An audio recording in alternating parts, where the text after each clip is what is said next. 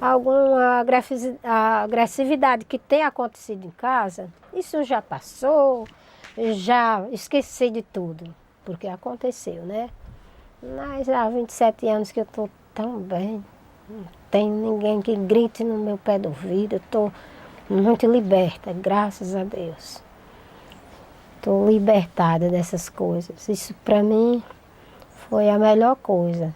Aí depois, quando eu vejo uma mulher vencendo o que já passou também, os acontecidos, aí eu também fico toda cheia, digo eu também, né? Só que não importa e nem adianta a gente falar o que já passou, vamos ir para frente, né?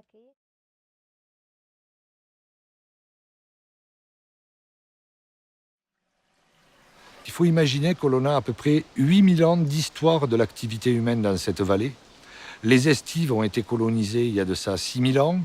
On les a défrichées, on a construit des cabanes, on a gardé des troupeaux. Dans le même temps, des établissements humains s'installaient en fond de vallée pour le développement de l'agriculture. On est passé de l'agriculture et on l'a associé avec le pastoralisme, d'un système agro-pastoral. On a aussi associé à cela exploiter des mines, couper des forêts pour faire du charbon, pour faciliter cette activité métallurgique, pour ensuite arriver à une exploitation des lacs, par exemple, avec l'hydroélectricité. Mais aussi, on a anthropisé même ces lacs en introduisant des poissons pour favoriser soit le commerce ou la pêche sportive. Donc il n'y a pas un mètre carré qui n'ait pas été touché par l'activité humaine. Donc il n'y a rien de naturel dans ce paysage de montagne aujourd'hui.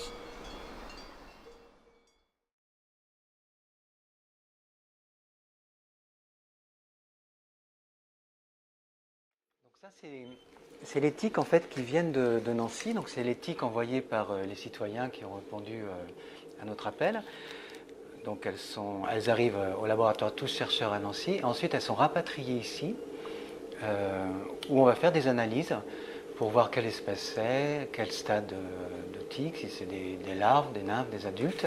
Et on va aussi faire toute une batterie de tests pour détecter les différents pathogènes. Une trentaine de pathogènes en tout. Ça peut être des bactéries, des virus ou des parasites. Puis les premières analyses montrent bien que toutes les tranches d'âge sont piquées. On a aussi une autre information intéressante ici, c'est que 30% des gens se font piquer dans leur jardin.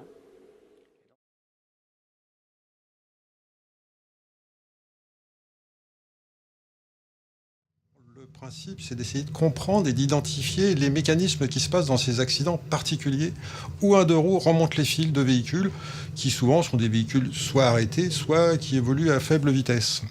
Il y a tout d'abord un mécanisme qui est un petit peu transversal, qui est global, c'est l'espace utilisé par le deux roues. En fait, le deux roues, il utilise des espaces où il n'est pas attendu. Donc dans les manœuvres des véhicules, par exemple ce véhicule qui va tourner à gauche pour entrer dans un parking ou dans une résidence, il ne va pas chercher l'information pour savoir si éventuellement une moto est en train de circuler ici. Donc il va s'engager sans prendre d'information, il va surprendre la moto qui dans certains cas aura le temps de réagir et dans d'autres cas ne pourra pas réagir et ça produira un accident.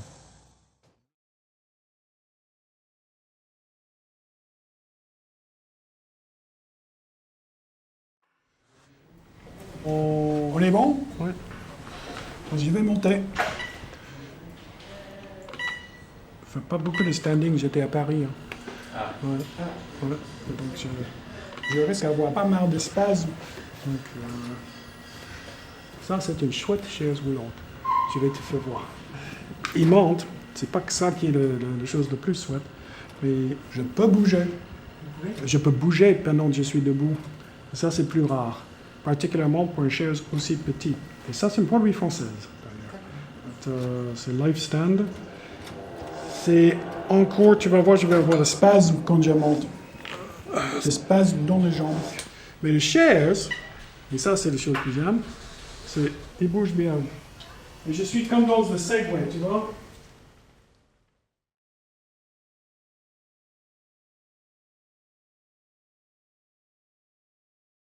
Ce qui est gênant, c'est pas un petit terrain avec une petite maison dessus.